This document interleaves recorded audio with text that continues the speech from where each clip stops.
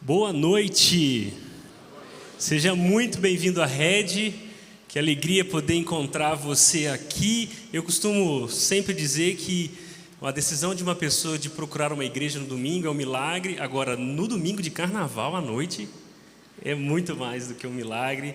Que legal que você chegou aqui, está aqui pela primeira vez. Deixa eu me apresentar, eu sou o Washington, sou um dos pastores aqui na Rede, atuo diretamente com a área de formação espiritual, junto com outros colegas de ministério. E o que nós fazemos aqui na Rede, o que eu ocupo muito meu tempo aqui, é ajudar as pessoas a ter clareza de quem é Deus, de quem é Jesus, quem somos nós, e de como nós podemos viver uma vida segundo a vontade de Deus. É curioso porque esse propósito, garantir clareza, que nós temos lá na formação espiritual, é bem o propósito dessa série, que nós já começamos algumas semanas atrás, e demos o nome Pingos nos Is, porque nós queremos ajudar você, que está aqui presencialmente, você que nos acompanha pelo YouTube, e seja lá como você está tendo acesso a essa mensagem, nós queremos ajudar você a ter clareza,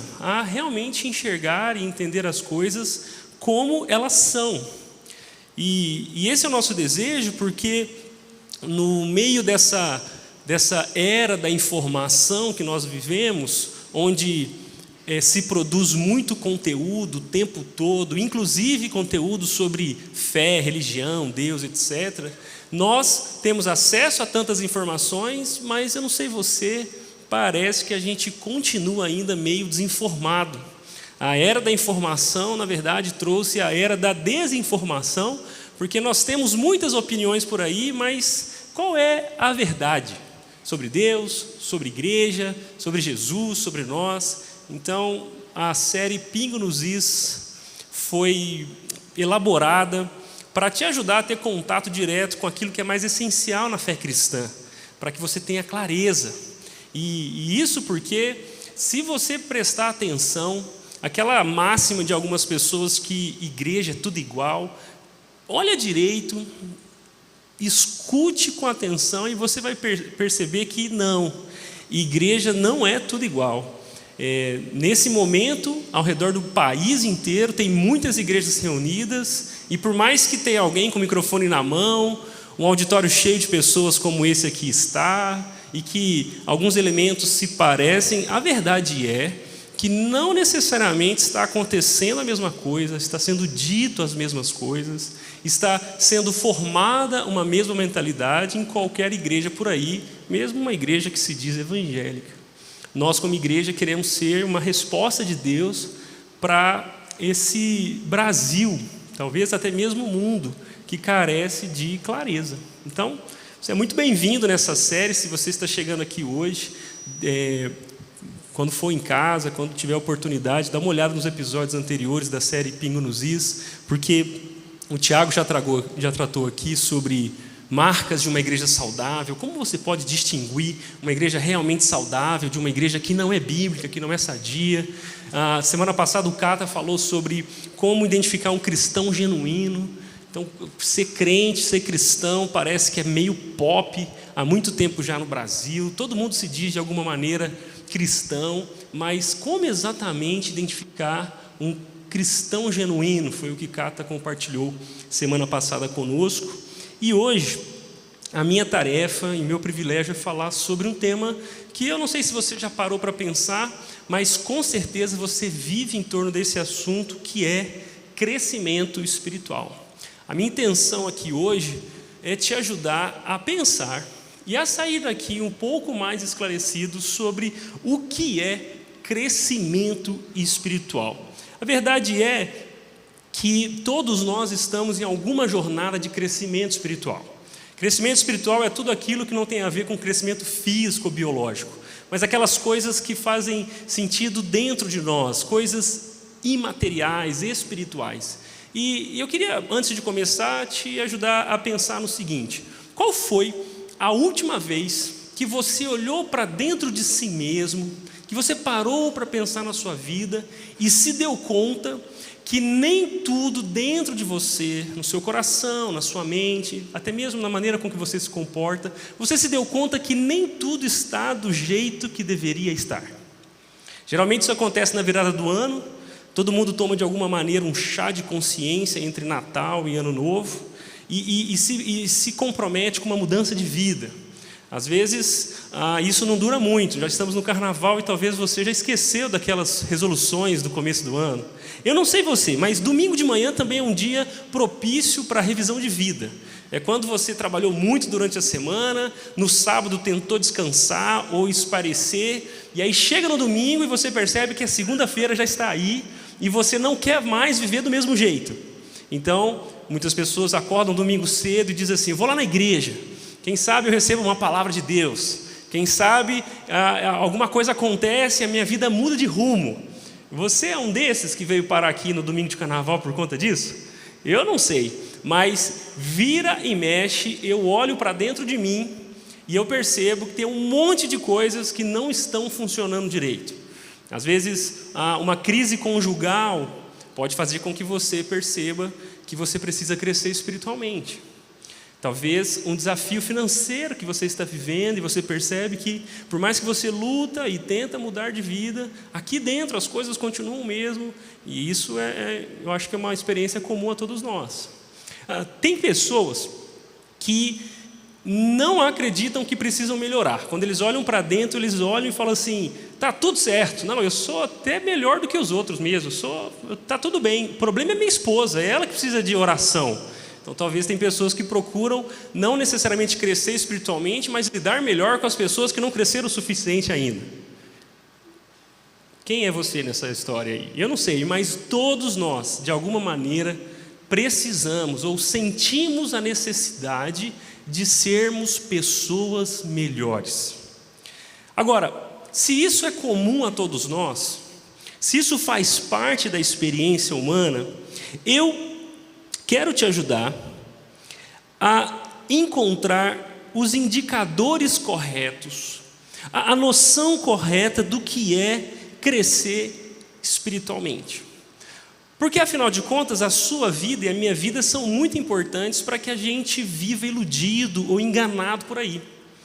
De alguma maneira, o ser humano, desde quando se deu conta que existe, é um ser em procura da verdade, em procura de luz, à procura de clareza. Isso faz parte de nós, independente da cultura, da história de vida, do lugar onde mora. E é por isso que, pensando sobre crescimento espiritual, ao longo dessa semana eu quis consultar o que é que as principais religiões do mundo pensam sobre crescimento espiritual. Porque, afinal de contas, será que aquilo que a gente pensa aqui no Brasil, que é historicamente católico, pensa sobre crescimento espiritual, se parece, em alguma forma, do que o pessoal que está do outro lado do mundo, os chineses, os japoneses, os indianos, não sei, os europeus? Será que existem diferenças? E o que eu descobri, de certa maneira, é que, independente de onde alguém nasceu no mundo, todos nós não só estamos em busca de esperança, como nós, ao longo da história, como seres humanos, nos organizamos de maneira a responder essa necessidade. É isso que eu quero dizer. Isso que eu quero dizer significa que o ser humano está se organizando ao longo da história para suprir essa necessidade de mudança interior e completa. Eu estou falando de que nós somos uma humanidade que se organiza em sistemas religiosos em torno da mesma pergunta: qual é o nosso problema, como que a gente pode resolver isso? Então, ao longo da semana, eu fiz uma pesquisa que foi bem curiosa, das principais religiões do mundo. Eu coloquei algumas figuras que representam elas aqui, como o islamismo lá com Meca, aqui o judaísmo com o candelabro, que o judaísmo não é necessariamente uma grande religião no mundo, mas é tida como uma das mais antigas. Aqui uma imagem que representa o hinduísmo, uma que representa o budismo. Aqui o espiritismo kardecista, por mais que não é tão significativo em termos numéricos no mundo, o Brasil já é o país mais espírita do mundo. Então, dentro da mentalidade, da religiosidade brasileira, o espiritismo já é muito presente, muito pertinente quando a gente fala de cosmovisão brasileira. Aqui o Pondé, não porque ele é uma divindade, mas eu lembrei do Pondé porque ele se confessou ateu não praticante, seja lá o que isso significa. O Pondé é um filósofo brasileiro muito conhecido e ele talvez representa aquela camada, aquele grupo de pessoas que não se identificam com uma religião específica, mas se professam ateus, agnósticos, ateus não protestantes, seja lá o que for. E pensando também nesses sistemas religiosos, né, essa maneira de pensar, eu me lembrei daquele povo, daquele pessoal que usa a Bíblia, mas Deus não concorda com eles. E aí eu não quis mostrar o rosto para não ofender ninguém, mas tem muita gente também que tem uma Bíblia na mão, tem muita convicção no coração, mas Deus não diz amém para o que eles dizem. Tem muita gente que está falando em nome de Deus o que Deus nunca disse. Enfim, a minha pesquisa essa semana me fez perceber o seguinte: todas as religiões estão organizadas em torno de algum processo de crescimento espiritual. Todas elas possuem princípios, propósitos e parâmetros para isso, para crescer espiritualmente. E se nós olharmos bem, nós perceberemos muitos pontos de contato entre essas religiões. São sistemas de crenças diferentes, eles têm deuses diferentes, eles têm livros sagrados diferentes, eles são predominantes em lugares diferentes do mundo, mas independente dessas diferenças, parece que tem coisas muito parecidas em todos os sistemas de crenças do mundo. Gente que acredita ou não em divindades diferentes, parecem sempre se comprometer a ler um livro sagrado com frequência. Seja o Alcorão, seja a Bíblia, seja os principais filósofos, parecem que sempre existe um livro sagrado, também sempre tem um personagem ou personagens que são modelos que representam aquela crença. Todas elas estão falando sobre como encontrar um sentido maior para a vida, um propósito para viver. O seu Instagram pode ser uma boa sinagoga, onde você, à medida que encontra gente falando sobre o seu sucesso, você acaba encontrando um motivo para viver, que é ser tão bem sucedido quanto aquelas pessoas que você segue. O Instagram também pode te ajudar a encontrar seu propósito de vida, e isso nem tem a ver necessariamente com o sistema religioso. Mas no fim das contas, também é. Enfim, todas essas religiões estão propondo uma submissão a uma conduta moral aperfeiçoada. Você olha, são cosmovisões diferentes, mas todas essas crenças estão dizendo para o ser humano que ele deve se comportar melhor, que ele deve ser mais justo, mais ético, uma moral mais elevada, até mesmo fazer sacrifícios pessoais em troca de algum tipo de recompensa. Seja uma peregrinação para Aparecida do Norte, seja uma peregrinação para Meca, seja uma peregrinação para Jerusalém, seja uma peregrinação para algum monte por aí, todas essas maneiras de pensar estão dizendo que o ser humano precisa se sacrificar. Algumas propõem o autoflagelo para a purificação espiritual, as outras propõem ofertas financeiras grandes para uma recompensa espiritual. Seja lá quem for, parece que está todo mundo tentando trocar com a divindade alguma coisa. Eles propõem as práticas de boas ações, propõem orações perseverantes, liturgias. Você percebe que talvez o que a história das religiões nos mostra é que o ser humano tem um problema, e ele precisa resolvê-lo. Que a divindade, seja ela quem for, está do outro lado, E você, se fizer tudo direitinho, ou se acessar tudo o que você ainda não conhece, você saber o que você ainda não sabe, ou fazer o que você ainda não foi capaz de fazer, talvez você seja recompensado, seja na vida após a morte, ou se não tiver vida após a morte, pelo menos numa vida melhorzinha aqui. Todas essas maneiras de pensar, essa é a minha conclusão e eu queria compartilhar com você, talvez se resumam a esses dois paradigmas ou essas duas perspectivas que eu resolvi chamar, a gente da formação espiritual gosta de chamar, o jeito de viver segundo fazer mais e o jeito de viver que acredita no saber mais. De um lado, todos os sistemas religiosos que o ser humano produziu estão dizendo para o ser humano, para você ser uma pessoa melhor, para você crescer espiritualmente, você deve fazer mais alguma coisa. Ou até mesmo, você deve saber mais coisas que você ainda não sabe. É uma busca pelo esforço ou uma busca pelo conhecimento. E eu quero te mostrar mais ou menos como isso funciona. É o seguinte, todas essas maneiras que o ser humano produz para resolver a si mesmo, elas talvez tocam nessa fé de que se você souber o que você ainda não sabe, talvez você vai ser a pessoa que você ainda não é. Então, na busca pelo crescimento espiritual, o caminho para chegar lá é o caminho do conhecimento. Você precisa ler um livro que você ainda não leu.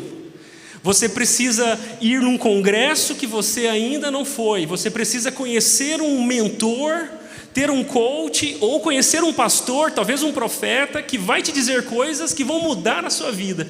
Quantos aqui já de alguma maneira acreditaram que isso realmente mudaria a vida? Talvez conhecer uma igreja nova, onde o pastor é mais inteligente.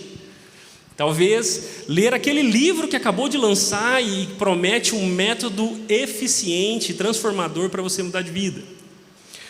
Esse paradigma do saber mais, ele funciona mais ou menos assim. Se eu realmente acredito que saber alguma coisa, saber mais vai mudar a minha vida, é daqui o meu ponto de partida. Então, por exemplo, eu tenho um problema com dívidas e uma crise financeira em casa.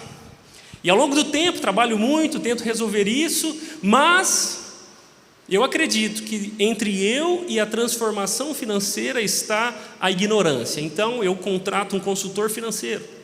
Ou eu leio um livro de 5 práticas de sucesso para transformar a sua vida financeira. E aí eu aprendo, acumulando conhecimento, aprendendo novas técnicas, aprendendo novas informações, conhecendo novas referências, e eu acumulo conhecimento. Mas o conhecimento que eu acumulo não necessariamente me leva a uma vida prática. Ou seja, eu não coloco em prática porque eu ainda estou à procura de saber tudo o que se pode saber sobre o assunto. E já que o meu conhecimento não transforma a minha vida, já que aquilo que eu sei não é colocado em prática, o que eu experimento com isso é um vazio. Porque eu ainda não li tudo, porque tudo que eu sei eu não se transforma em aplicações para o meu dia a dia, e aí esse vazio e essa certeza de que eu ainda não estou completo, chega de novo, e aí eu desisto. Mas afinal de contas eu ainda estou em crise financeira. Ou talvez seja uma questão de luta contra um vício. Ou talvez seja um casal em crise que acredita que se eles fizerem uma aula em tal escola, ou se eles forem num encontro de casais que acontece lá em Águas de Lindóia, eles vão encontrar um conhecimento novo, e esse conhecimento vai salvá-los do casamento, vai salvá-los do divórcio. E aí meses depois as coisas começam a melhorar, mas depois de algum tempo tudo é a mesma coisa, e aí eles encontram, aí eles acham no Instagram o lançamento da conferência de casais do próximo ano. E talvez voltar lá vai nos salvar a gente. E aí nesse ciclo vicioso de eu preciso saber mais para ser quem eu não sou, nós somos enganados pela esperança ilusória de que nós, se soubermos o que não sabemos, finalmente seremos o que ainda não somos. Todas as religiões têm profetas que, de alguma maneira, quando perguntados como eu posso fazer para mudar de vida, a resposta desses profetas serão: você precisa de uma revelação de uma nova iluminação, de um conceito novo, etc, etc, etc. Mas isso, desde quando o ser humano existe, não está fazendo muito sentido. O outro paradigma, que é o do fazer mais, também transcende as religiões. Esse paradigma do fazer mais funciona mais ou menos assim. Você acredita que para mudar de vida você precisa fazer mais. E aí você se esforça para ser um melhor voluntário, para ser uma mãe melhor, para ser um pai melhor, para ser um cristão melhor, para ser um chefe melhor, um empregado melhor, para ser uma pessoa melhor. Você esforça, você faz mais coisas, porque afinal de contas os preguiçosos não serão bem-sucedidos. Você acorda mais cedo porque você trabalha enquanto eles dormem. E você está fazendo até o ponto que você se sente sobrecarregado, porque percebe que você não é Deus, alguém todo-poderoso que pode estar em todos os lugares ao mesmo tempo. Então a exaustão chega à sua vida. E você colhe com isso frustração e chega a desistir. Quantos de nós, depois de correr, atrás de mais e mais coisas, se cansaram? Não é à toa que o burnout é um dos assuntos mais lidos e conversados da nossa geração. Porque nós acreditamos piamente que somos sem limites, que podemos estar em vários lugares ao mesmo tempo, e quem está falando isso aqui para você não é alguém isento dessa tentação. Já tenho experimentado na minha própria vida os sintomas de alguém que tem dificuldade de parar. Mas essa é a nossa tentação. Se eu fizer mais, se eu me dedicar mais, se eu ficar até mais tarde, se eu acordar mais cedo, se eu estiver envolvido em mais e mais atividades, talvez eu vou ser quem ainda eu não sou. Só que quando a gente para e reconhece que não dá mais, a gente desiste, o sentimento de culpa vem, porque afinal de contas, como que a gente vai ser bem-sucedido se a gente não faz tudo que estiver ao nosso alcance? Quantas vezes você conheceu um amigo, um parente, num processo de depressão sério, e você ficou com raiva daquela pessoa, porque parece que todo mundo quer ajudar ela, só ela que não quer sair do lugar? Quantas vezes você, talvez, é essa pessoa vivendo um processo depressivo, alguém que está cansado de fazer um monte de coisa, frustrado, e parece que todo mundo te empurra e te estica, e você simplesmente não consegue sair do lugar, e as coisas só pioram com o sentimento de culpa, porque você, não é nem porque você não quer, porque você já não consegue mais. Uma geração que vive pelo fazer mais, descarta e despreza todas as pessoas que não conseguem fazer alguma coisa. E aí, a gente se sente culpado. Em algum momento nesse ciclo, a gente volta à fé de que se nós fazermos alguma coisa, no final da linha seremos as pessoas que ainda não somos. É por isso que tem muitas pessoas que usam a igreja como uma maneira de fugir dos seus problemas em casa. Eu cresci lá no interior de Minas, morando em um bairro lá da minha cidade, e na frente da minha casa tinha um bar, um boteco, como bem conhecido lá em Minas. Lá em Minas tem boteco em todas as esquinas, praticamente. E eu convivi muito com a experiência de que dava umas 6 da tarde, 6:30, a hora que o bom trabalhador volta para casa. Quanto tempo eu vi vizinhos que viviam crises dentro de casa, parando no bar e ficando ali o máximo de tempo possível, não porque a conversa era boa, ou porque tinha alguma necessidade específica para ser tratada ali, mas porque eles estavam dando um jeito de não encarar a cara da esposa ou dos filhos. Talvez você nunca frequentou um bar, mas todos nós encontramos lugares para fugirmos dos nossos problemas. O que é curioso é que muitas pessoas usam a igreja para isso. Afinal de contas, quantos cristãos acreditaram, foram ensinados que enquanto eles estão cuidando das coisas de Deus, Deus está cuidando das coisas deles. E aí, dentro de casa, com o marido, com os filhos, é um quebra-pau só. Crise profunda. Mas por acreditar que se ele fazer mais coisas religiosas, Deus vai transformar a família deles, o que esse tipo de pessoa faz? Veste uma camisa de voluntário. Chega às 6 horas da manhã no domingo e sai o mais tarde possível, na fé de que quando ele chegar em casa, Deus vai ter feito alguma coisa lá. O resultado quase que invariável desse tipo de crença são famílias, casamentos, pessoas destruídas e decepcionadas por Deus, com Deus, porque de alguma forma acreditaram que o que Deus esperava deles é que eles fizessem mais. Mas Deus nunca falou isso para a gente. Então, esse ponto de contato que todas as crenças têm, faça mais ou saiba mais, tem em comum uma perspectiva muito otimista sobre o ser humano. Todas elas, ou esses dois paradigmas, essas duas perspectivas acreditam que se o ser humano saber ou fazer aquilo que ele ainda não sabe ou não fez, ele conseguirá mudar a sua condição. E o que é mais escandalizador é que o Evangelho de Jesus não é nada otimista a respeito de nós. E antes de continuar, eu quero te fazer essa pergunta: como você percebe essas perspectivas em sua história de vida? Como você percebe o paradigma, a perspectiva, a fé de fazer mais e de saber mais presente na sua história até aqui? Você não precisa ser um cristão. Você não precisa estar dominicalmente numa igreja para viver acreditando que um conhecimento maior ou um esforço melhor vai salvar a sua vida. Mas a minha pergunta é: como essas perspectivas estão presentes na sua história até aqui?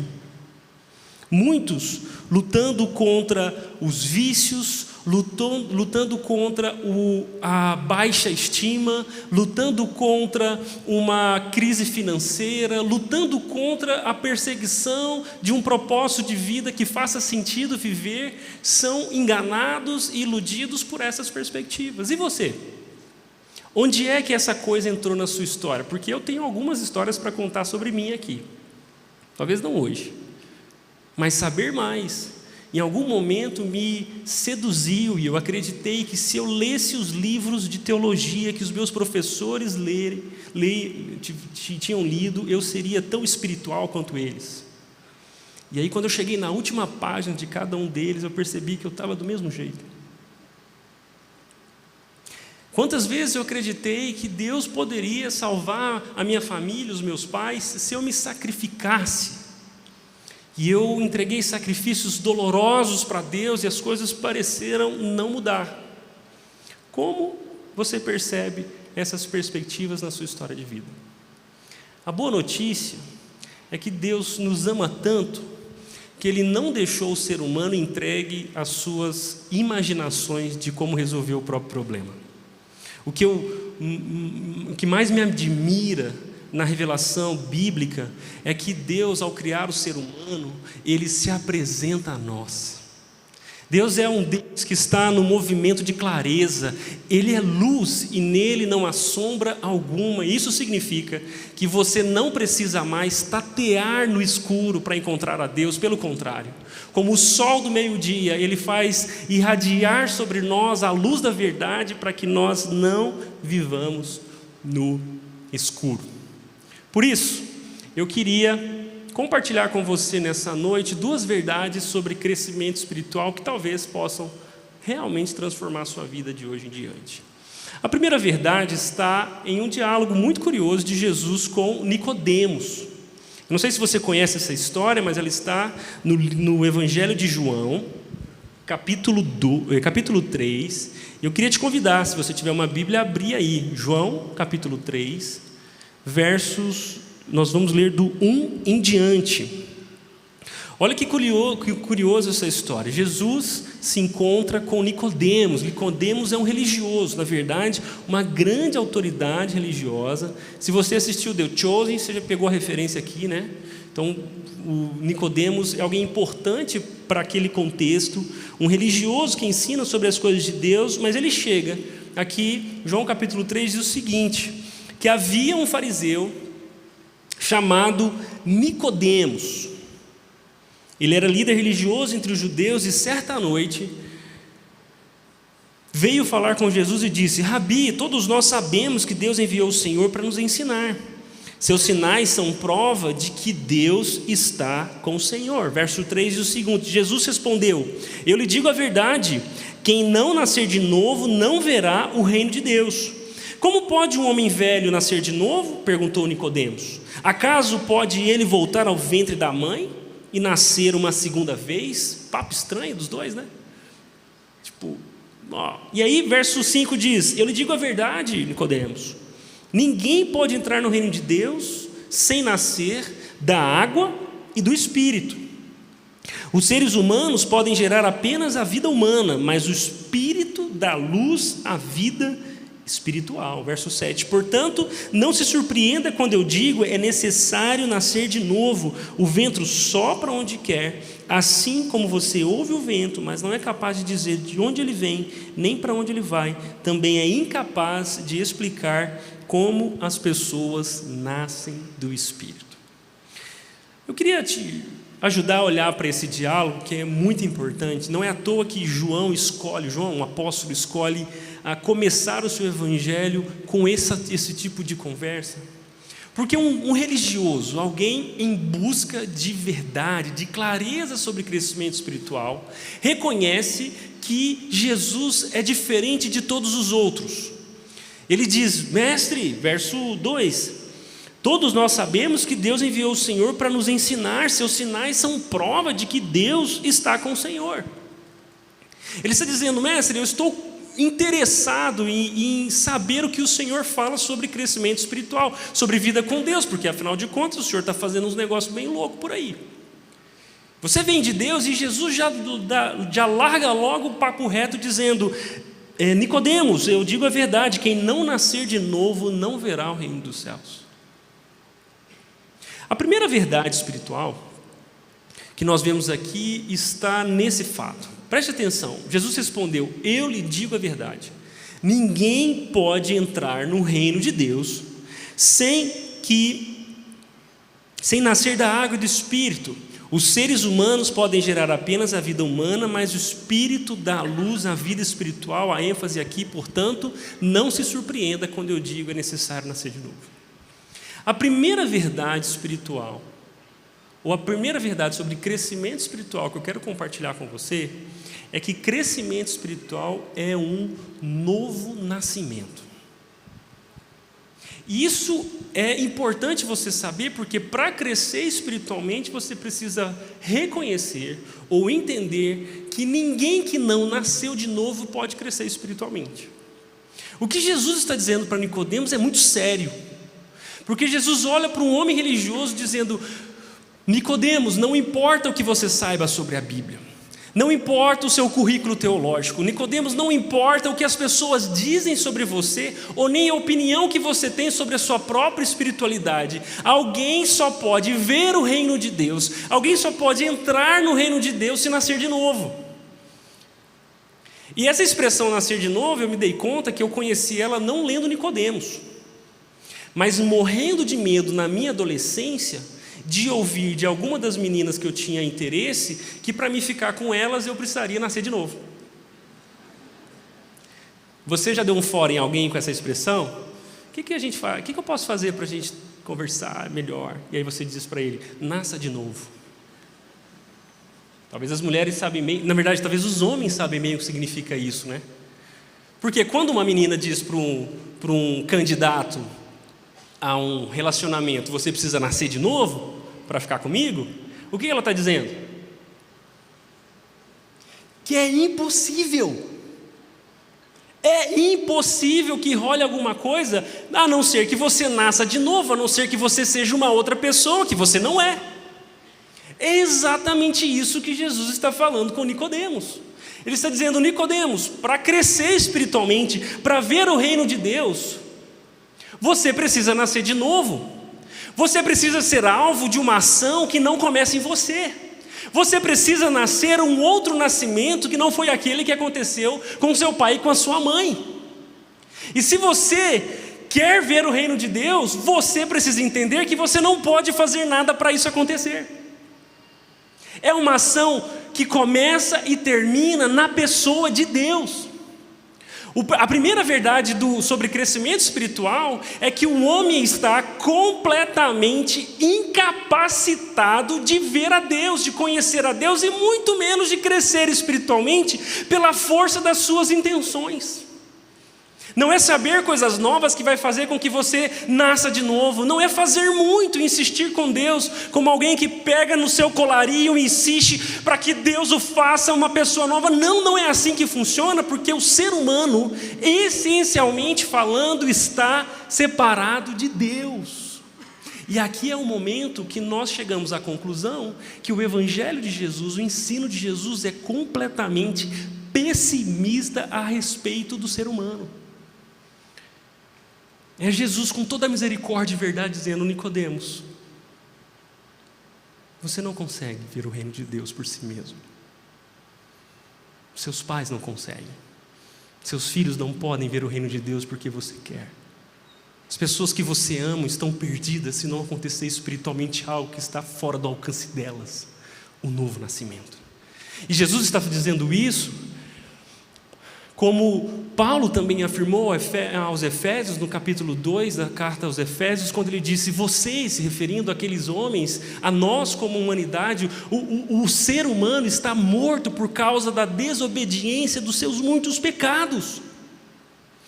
Eu e você não podemos crescer espiritualmente sem nascer de novo, e nem mesmo podemos produzir essa vida espiritual em nós, porque o ser humano está diante de Deus morto. Paulo diz aos Efésios: vocês estavam mortos por causa de sua desobediência e de seus muitos pecados, nos quais costumavam viver.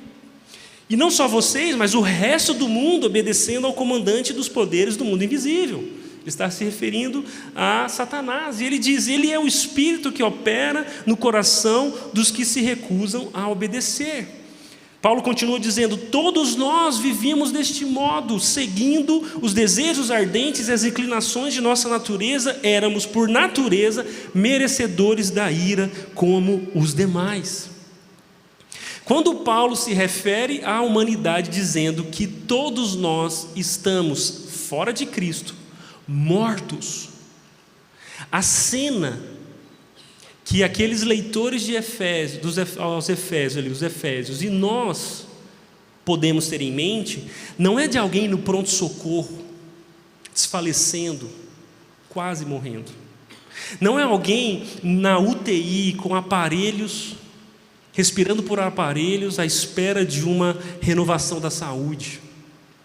Quando Paulo diz: vocês estavam mortos, a cena que significa essa expressão é de um funeral,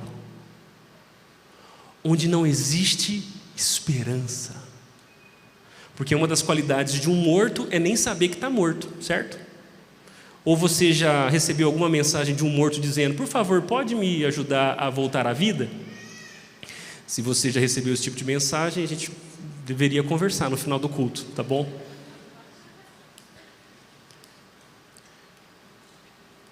Mas o que Jesus está dizendo, e Paulo expande, é que o ser humano não pode viver espiritualmente. Mas, apesar dessa ser uma péssima notícia a seu respeito, o que eu quero dizer é: sim, você não pode fazer nada por você mesmo.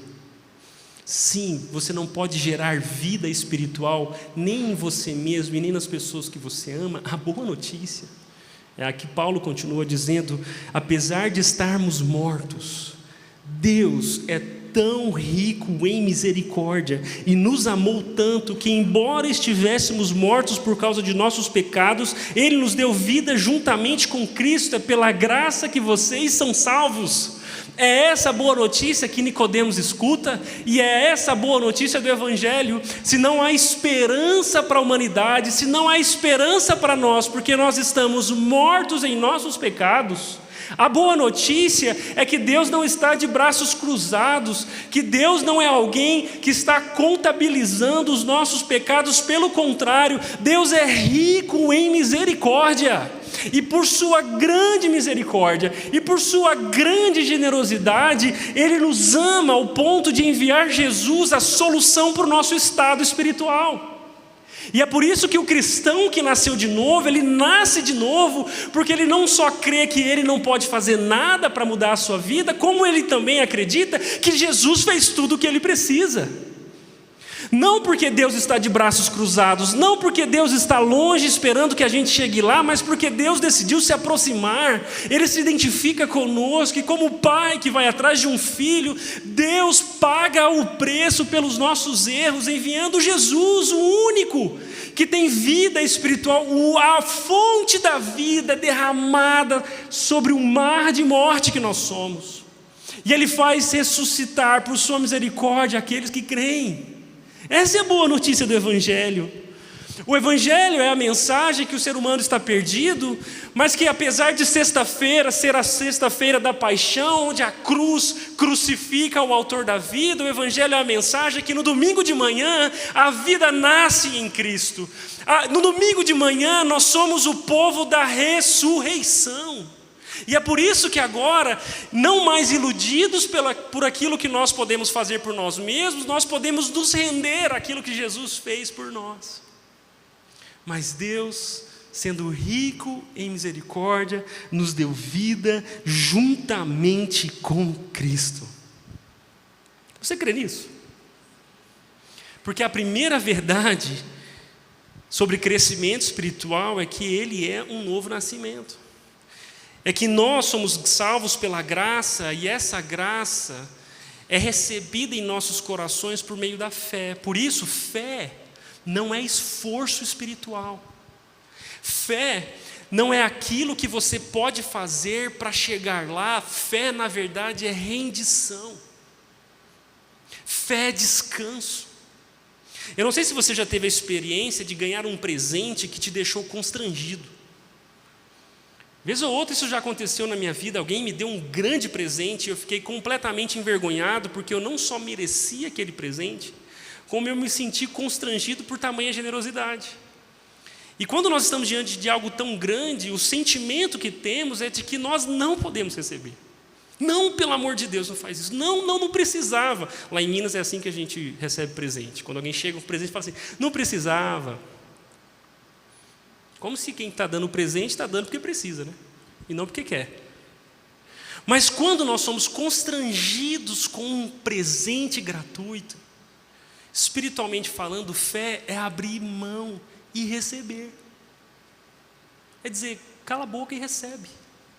E a fé é essa fé que para de lutar contra a certeza de que nós não somos dignos, mas aceitar que não somos, e não porque somos, mas porque Deus é bom e Ele nos salva por seu amor.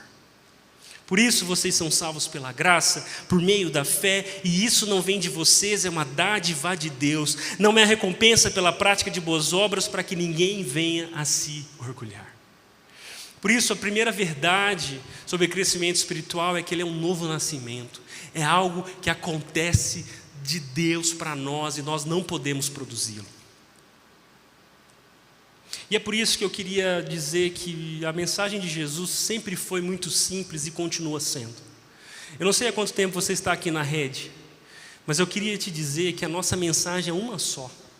Na verdade, desde o Jardim do Éden, passando por toda a história de Israel, na boca de João Batista, de Jesus e dos apóstolos, e de lá para cá, a mensagem de Deus para nós é uma só.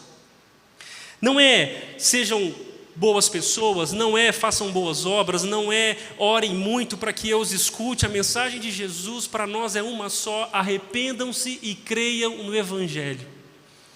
E não só arrependam-se e creiam no Evangelho, mas como conheçam as implicações de uma vida marcada pelo arrependimento e pela fé.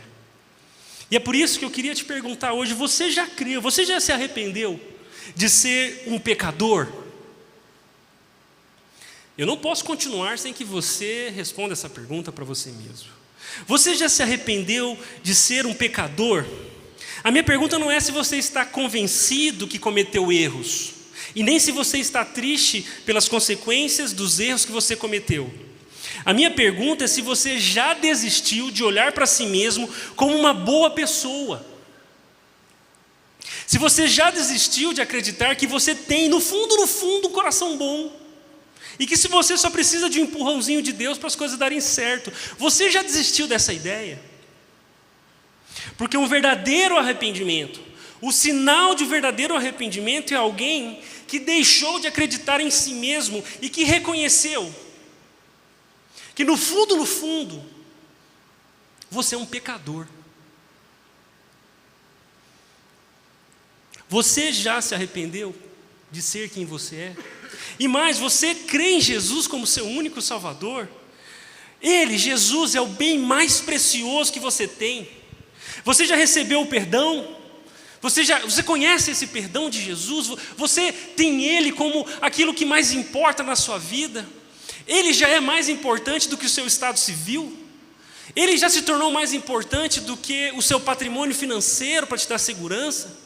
Jesus é aquele em quem você pensa como o seu bem precioso e a sua vida está baseada, confiada, segura e orientada para se encontrar com Ele.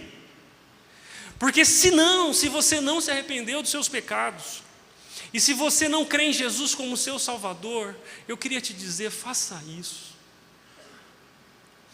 Talvez o fato de você estar aqui é como dores de parto de alguém que está a ponto de nascer. Porque assim como a respiração é um sinal que um bebê que saiu daquele ventre está vivo, o arrependimento e a fé são sinais de que alguém nasceu de novo. E é por isso que eu queria te convidar a confiar a sua vida exclusivamente em Jesus. Por isso, já que a gente entendeu que o crescimento é um novo nascimento, o crescimento espiritual começa com um novo nascimento, o que exatamente é crescimento espiritual? Washington, fala logo, pelo amor de Deus. Queria te convidar a abrir comigo em Mateus capítulo 22, que é uma conversa muito útil para mim e para você na perseguição por essa resposta. Mateus capítulo 22, verso 34, é uma conversa de Jesus que resume tudo que a Bíblia diz. Olha aí que legal, você nem precisa digitar no chat GPT. Qual que é o resumo da Bíblia? Não, eu estou te dando agora. Mateus capítulo 22, verso 34 diz o seguinte: sabendo os fariseus que Jesus tinha calado os saduceus com essa resposta, reuniram-se novamente para interrogá-lo. Um deles, especialista na lei, tentou apanhá-lo numa armadilha com a seguinte pergunta. Nós estamos em Mateus 22, agora o verso 36. E olha o que eles perguntaram para Jesus: mestre, qual é o mais importante mandamento da lei de Moisés? Ele estava querendo saber a resposta de Jesus, porque se Jesus errasse nessa, todo o seu ensino poderia ser desacreditado. E aí Jesus responde, verso 37, ame o Senhor, seu Deus, de todo o seu coração e de toda a sua alma e de toda a sua mente. Esse é o primeiro e o maior mandamento. O segundo é igualmente importante: ame o seu próximo como a si mesmo. Toda a lei e todas as exigências dos profetas se baseiam nesses dois mandamentos. Essa conversa de Jesus com os fariseus aqui não só resume a lei, como me ajuda e te ajuda a entender o que Deus espera de nós. E para aqueles que nasceram espiritualmente, eu quero te mostrar que o resumo do que Deus espera de nós não é que nós façamos mais orações, não é que nós estejamos 24 horas na igreja, e nem que sejamos financeiramente generosos e façamos sacrifícios financeiros para agradar a Deus, mas o que Deus espera de alguém, o que Deus chama de alguém que está em pleno crescimento espiritual, é a verdade de que crescimento é como um relacionamento. A ordem de Jesus, o resumo da Bíblia é: ame o Senhor, o seu Deus, com tudo que você tem. Que Ele seja a pessoa mais importante no seu coração, que todo o seu entendimento, toda a sua força, tudo que você tem dentro de si sejam dedicados e se orientem no amor a Deus. E antes que você entenda que amar a Deus é uma coisa e amar o próximo é outra, como se amar a Deus fosse a primeira e amar o próximo uma opção secundária, o que Jesus está dizendo é que o maior mandamento de amar a Deus, ele se expressa em amar alguém, o próximo. Por isso, os verbos importantes desse texto é um amor que é direcionado para cima, na vertical, e um amor que é orientado para o lado, na horizontal. Muitas pessoas leem esse texto dizendo assim: é verdade, você precisa amar a Deus e ao próximo, mas você só fará isso se você aprender a amar a si mesmo. Deixa eu dizer uma coisa, isso é mentira. Porque Jesus, na tentativa de ensinar o homem e aqueles fariseus sobre o que é amar a Deus, ele está dizendo: vocês devem amar a Deus e vocês devem amar o próximo como vocês amam a si mesmos.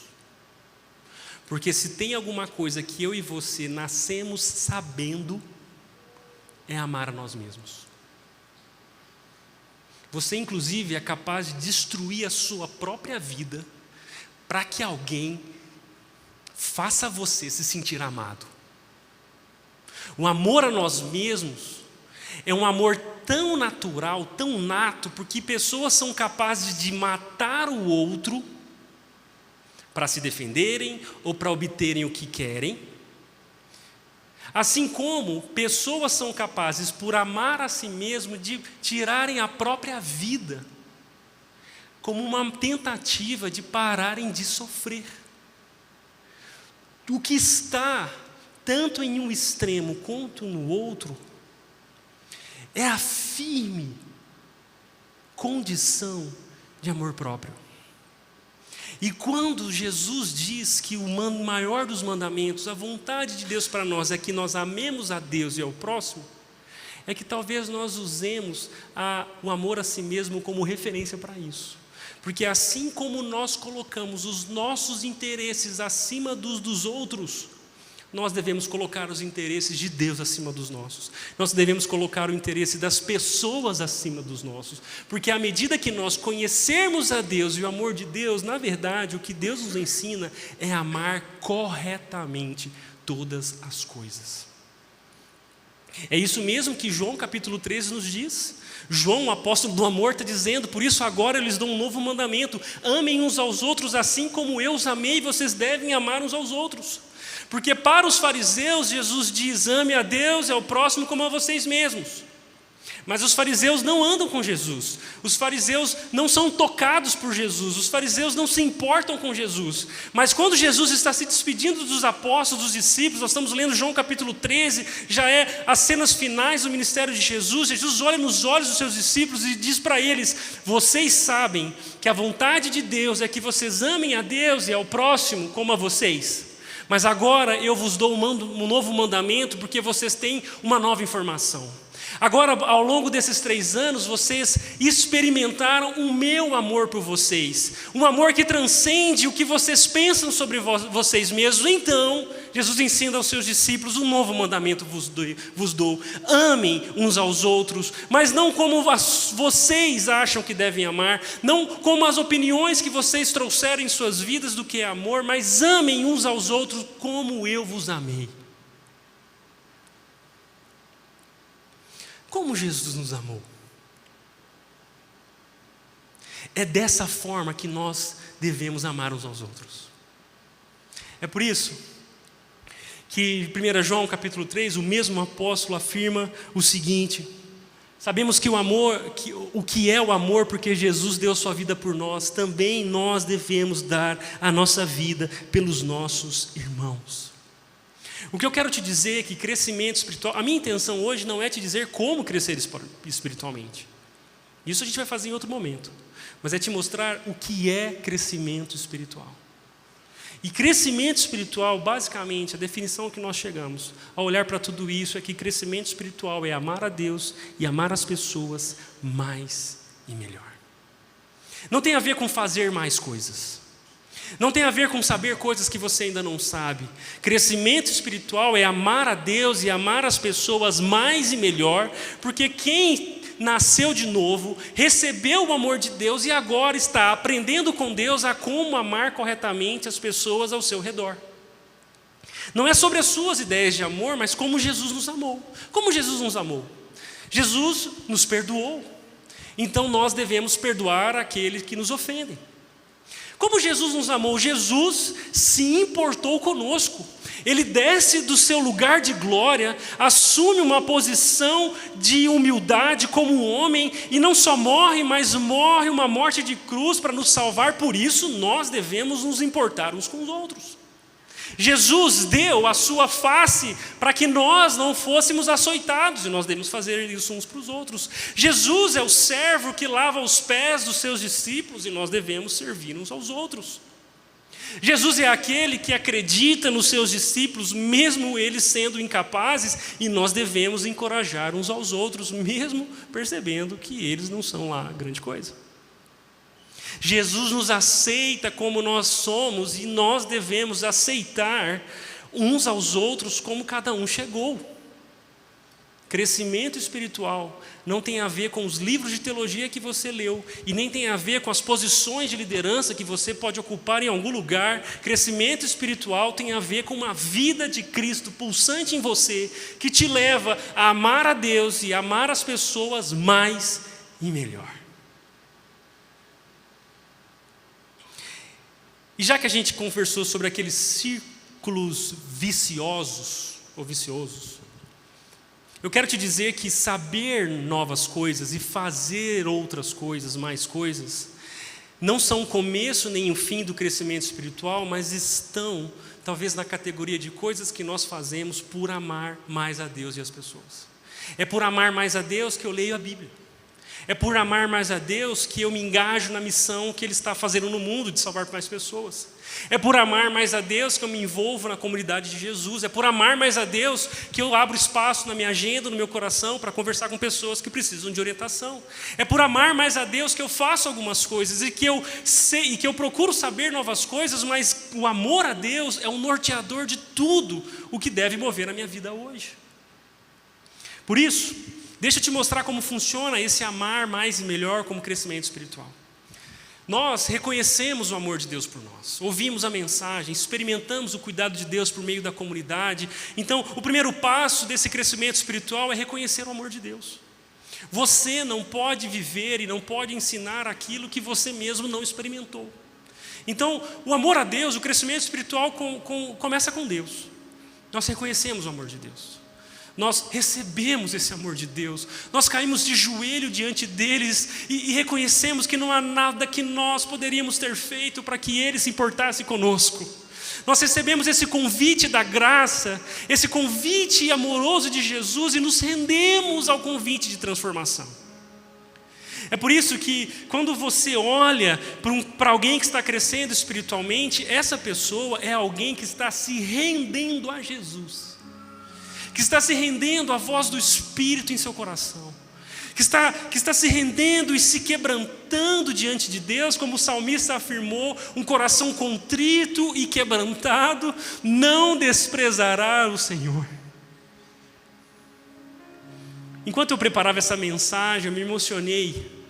Eu estava sentado no meu escritório e em cima da minha mesa, algumas fotos de família, e no meio daquelas fotos, principalmente tinha fotos dos aniversários das minhas filhas. Eu tenho a Liz de 7 anos, a Ana de 3, e ali tinham fotos dos aniversários de 2, de 3, de 5, de cada uma delas. E eu percebi que o tipo de pessoa que as minhas filhas estão se tornando está inteiramente ligado às interações que elas estão fazendo dos lugares onde elas estão, da escola, dos amigos, do ensino dos pais, etc. Mas independente de como elas estão respondendo a essas influências ao redor delas, Ver as minhas filhas crescendo me mostra que existe uma vida pulsando dentro daquelas duas garotinhas, e seja lá se eu me dou conta disso ou não, se eu estou fazendo um bom ou um mau papel como pai, elas estão crescendo porque existe uma vida pulsando dentro delas. Isso me fez perceber que quando alguém nasce de novo, quando alguém nasce e vê o reino de Deus, o Espírito de Deus veio habitar dentro dessa pessoa, e o que está acontecendo dentro de nós é uma vida pulsante, espiritualmente falando. É uma vida do Espírito pulsando dentro de nós e quebrando todas as amarras que o pecado, que os traumas, que as dores, que o amor próprio nos trouxe. Essa vida está florescendo dentro de nós, e o crescimento espiritual não é um esforço para sermos o que não somos, mas na verdade é um exercício de se render à habitação do próprio Deus dentro de nós. E quando você para de resistir e se rende ao convite da transformação, você desfruta de um relacionamento com Deus. Você começa a dar ouvidos ao que Jesus está falando com você enquanto você caminha pela vida. Você começa a percebê-lo e a reconhecê-lo na sua história. Você desfruta de um relacionamento, não são fórmulas, não são rezas, não são coisas ou objetos sagrados, é uma presença sagrada dentro de você, que te pôs vivo, que te fez andar pela vida de olhos abertos. E nesse relacionamento que agora você desfruta com o próprio Deus, Ele mesmo é quem te empurra na direção de repartir o que você está experimentando, o amor que você recebeu com as pessoas ao seu redor.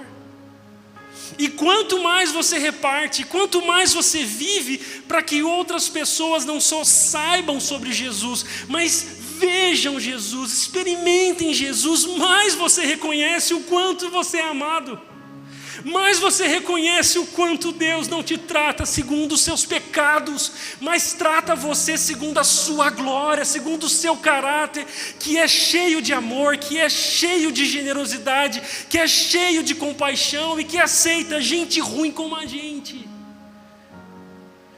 E de novo você se rende, e você desfruta, e você reparte, e é assim que a gente cresce espiritualmente. Não sabendo coisas novas, nem fazendo outras coisas que a gente não faz, mas recebendo o amor de Deus, e vivendo para amá-lo e amar as pessoas ao nosso redor. É por isso que eu gosto de pensar que crescimento espiritual não é aquilo que a gente faz para conseguir ser como Jesus. Aquela jornada, aquela maratona de rituais religiosos e práticas sacrificiais que de alguma forma nos fazem acreditar que com muito esforço chegaremos lá. Como se Deus estivesse distante, como se Deus estivesse no alto daquele monte, nós precisamos dar um jeito de chegar lá. Crescimento espiritual tem mais a ver com Deus, que é completamente santo e que se aproximou de nós, se identificou conosco, nos amou sem que nós merecêssemos. Ele nos substituiu naquela cruz, derramando sobre nós perdão. E agora, aquele que era santo, totalmente santo, nos faz santo com Ele e nos envia na direção de amar mais e melhor as pessoas ao nosso redor. Isso é crescimento espiritual. É receber a presença de Jesus em seu coração e viver a vida de Jesus em você. Por isso eu queria te ajudar a medir isso. E eu listei, junto com a minha equipe, o checklist do crescimento espiritual. Para que a nossa conversa não fosse só subjetiva e abstrata, mas prática, para você levar para casa alguns indicadores de que você está reconhecendo, se rendendo, desfrutando e repartindo o amor de Jesus. Então, anota aí. Você mostra quebrantamento diante dos seus pecados? Quando você percebe que pecou, você se defende ou se quebranta? Eu me quebranto diante dos meus pecados ou eu vivo para me justificar? Essa é uma pergunta para você pensar. Um segundo fator, estou engajado no meu crescimento espiritual ou eu espero que isso vai acontecer algum dia, de alguma forma, sem a minha participação? Porque pessoas que estão engajadas no crescimento espiritual têm sede de Deus. Fome e sede de Deus. Você é uma delas? Eu estou comprometido com o crescimento de outros. Porque aqueles que estão querendo crescer com Jesus estão empurrando todo mundo na mesma direção. Afinal de contas, o caminhão da graça atropelou a gente, agora não tem como andar do mesmo jeito. E a gente chama todo mundo para conhecer essa boa notícia que transformou a gente de dentro para fora. Eu coloco em prática o que eu aprendo, essa é uma questão importante. Ou você está satisfeito de chegar aqui, ouvir uma boa mensagem, até mesmo saber de princípios legais, mas ali da porta para fora, só semana que vem que eu volto. Ou penso nisso. Você coloca em prática o que você aprende ou está apenas satisfeito em satisfazer suas curiosidades espirituais na igreja? Eu tenho amado o que é certo e rejeitado o que é errado? Olha para a sua vida e você tem realmente amado o que Deus diz que é bom e odiado o que Deus diz que é ruim? Ou você gostaria que aquilo que Deus chama de ruim na verdade, fosse bom para você? Discernimento entre certo e errado é uma das marcas de alguém que está crescendo espiritualmente.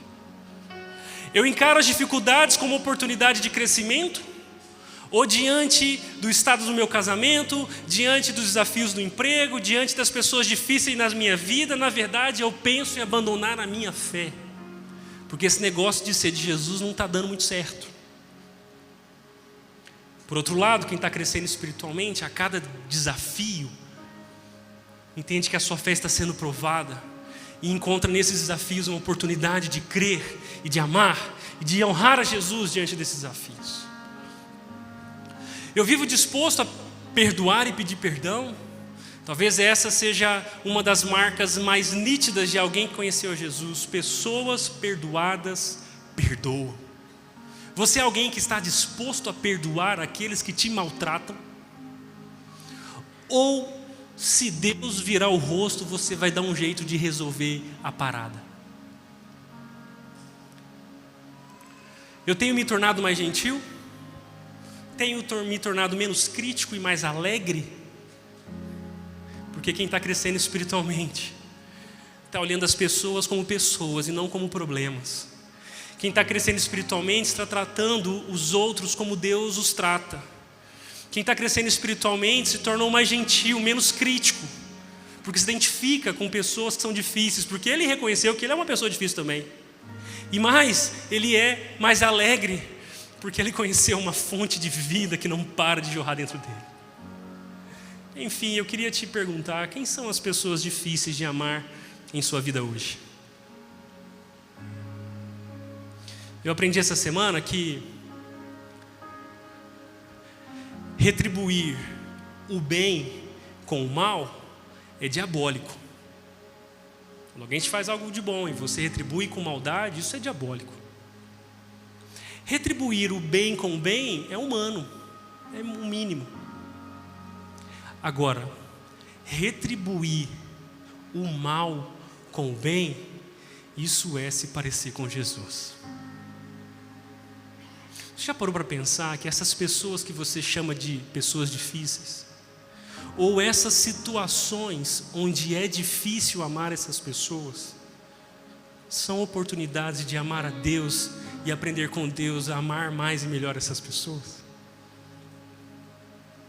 O que Jesus está fazendo dentro de nós é fazendo morrer toda a nossa esperança, todo o nosso desejo de que as coisas devam funcionar do nosso jeito, e fazendo crescer dentro de nós essa certeza de que o reino dele, que no reino dele nós somos seus súditos e embaixadores. E é por isso que eu queria terminar essa nossa conversa te perguntando: quem são as pessoas difíceis da sua vida? Quais são as situações difíceis de amar que você enfrenta hoje? Porque é exatamente aqui, ou ali, é exatamente ali, que você tem uma oportunidade hoje de crescer espiritualmente. Por isso eu concordo com o que o Danny Ortland disse. Crescer em Cristo não se limita a aprimorar-se, acrescentar ou experimentar. Na verdade, envolve aprofundar-se. Implícito na noção de aprofundar-se está o fato de que você já tem tudo o que precisa. E o crescimento cristão consiste em harmonizar o que você faz, diz e o que você até mesmo sente com o que você de fato já é. Então pare de lutar com Deus e se renda a esse convite de transformação que pulsa dentro de você dia após dia e te leva na direção de se parecer com Jesus a cada dia. Para refletir e praticar, eu queria te dizer que não existe esperança fora de Jesus.